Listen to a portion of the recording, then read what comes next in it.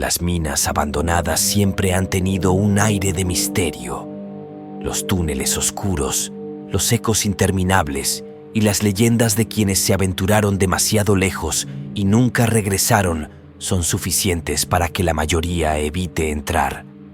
Pero esa noche, 3 de nosotros decidimos hacerlo. No era un simple paseo, queríamos encontrar algo que valiera la pena. Arturo, un apasionado de lo paranormal, estaba convencido de que había algo especial en esa mina. Mariela, con su espíritu aventurero, solo quería demostrar que no tenía miedo.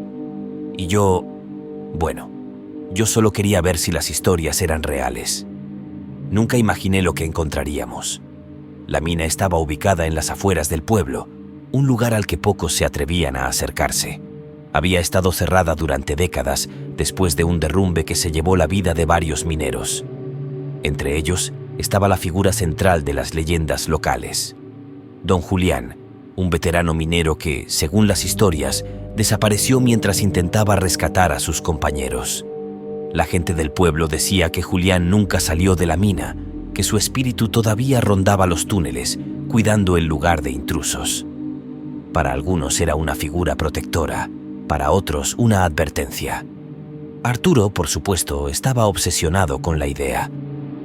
¿Sabían que algunos aseguran haberlo visto?, dijo mientras caminábamos por el sendero hacia la entrada de la mina. Dicen que aparece en las sombras, pero si lo ves directamente, te pierdes con él. Mariela bufó, ajustando la linterna en su casco. Solo es una historia para asustar a los niños. Apuesto a que la mina ni siquiera es tan aterradora. Yo no estaba tan seguro. Había algo en el aire, una especie de tensión que parecía volverse más pesada a medida que nos acercábamos. La entrada de la mina se abrió frente a nosotros como una boca oscura, fría y silenciosa. El letrero oxidado que colgaba de una de las vigas decía: «Peligro, entrada prohibida». Arturo encendió su linterna y sonrió. «Perfecto». Al entrar, la temperatura bajó drásticamente y el sonido de nuestros pasos resonó en las paredes como si estuviéramos siendo seguidos. El túnel principal estaba lleno de escombros. Rieles oxidados, viejos carritos mineros volcados y un aire denso que hacía difícil respirar.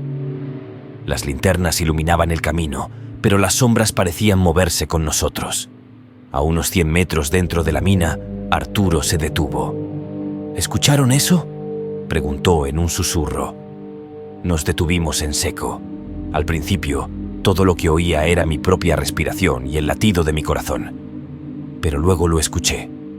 Un golpe suave, como si alguien estuviera trabajando con una herramienta. El sonido era rítmico, constante, y provenía de más adelante.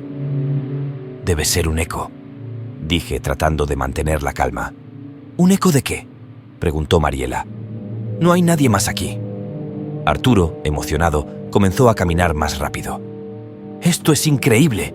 ¡Puede ser, Julián!». Lo seguimos, aunque cada paso que daba sentía que el túnel se volvía más estrecho. El sonido de los golpes se hacía más fuerte, pero también más extraño. No era solo el ruido. Había algo irregular en el ritmo, como si estuviera mal sincronizado, casi humano, pero no del todo. De repente, llegamos a un cruce. Arturo iluminó ambos caminos con su linterna, pero el sonido venía claramente del túnel de la izquierda, el más oscuro de los dos. «Por ahí», dijo, avanzando sin esperar nuestra opinión. Mariela y yo intercambiamos miradas nerviosas antes de seguirlo. El túnel de la izquierda era diferente. Las paredes estaban cubiertas de marcas, como si alguien hubiera estado arañando la roca con desesperación. Arturo seguía adelante, entusiasmado, mientras Mariela y yo caminábamos más despacio, vigilando cada rincón. «Esto no está bien», murmuró Mariela. «Lo sé», respondí, pero ninguno de los dos quería ser el primero en sugerir que saliéramos. Finalmente llegamos a una cámara más amplia. En el centro había un viejo carrito minero, lleno de herramientas oxidadas y cascos rotos. Pero lo que llamó nuestra atención fue algo más. Una figura agachada junto al carrito, con un pico en la mano. Arturo levantó su linterna y exclamó: «¡Es Julián!». La figura se movió lentamente, levantando la cabeza hacia nosotros. Su rostro estaba parcialmente cubierto por la sombra, pero lo poco que vi me heló la sangre. No era un rostro humano. Parecía desgastado, como una estatua que hubiera estado expuesta al tiempo, con ojos hundidos que parecían no tener fin. «Gracias por venir», dijo una voz ronca que no podía salir de esa boca. El eco llenó el túnel y el aire se volvió más frío. Arturo, en lugar de retroceder, dio un paso adelante. «¿Quién eres?», preguntó, como si estuviera entrevistando a un fantasma. La figura dejó caer el pico y el sonido resonó como si hubiera caído un objeto enorme. Entonces se levantó por completo, mostrando que era mucho más alto de lo que parecía. Sus brazos eran largos y delgados, y sus manos terminaban en dedos demasiado largos para ser normales. «Debemos irnos», dije, tirando del brazo de Mariela. Pero cuando miré hacia atrás, el túnel por donde habíamos venido estaba cerrado. No había salida. La figura avanzó un paso hacia nosotros y sentí que mi cuerpo se paralizaba. Arturo seguía iluminándolo con su linterna sin moverse, como si estuviera hipnotizado. «¿Qué quieres?», preguntó Mariela con voz temblorosa. La figura no respondió. Solo levantó una mano y señaló hacia el carrito. Arturo, sin pensarlo, comenzó a caminar hacia él. Intentamos detenerlo, pero era como si no pudiera escucharnos. Cuando llegó al carrito, algo dentro de él se movió. El sonido de algo pesado y metálico llenó el aire, y entonces lo vimos.